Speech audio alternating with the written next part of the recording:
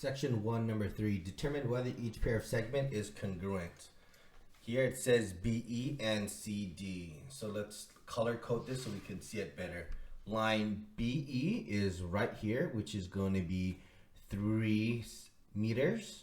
Then we have the other one, which is line CD, which is also going to be 3 meters. So these are the same. So you can say that line BE is congruent. This is the symbol for congruent. It is a line with a squiggly on top to line CD. Let's take a look for B. We have line MP, which is right here, which is 12 yards. And then we have line NP, which is right here, which is going to be 10 yards. Okay, these are not the same.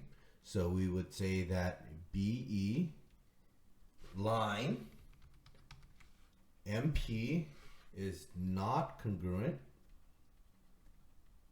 to line NP. Let's look at line WX. WX is right here.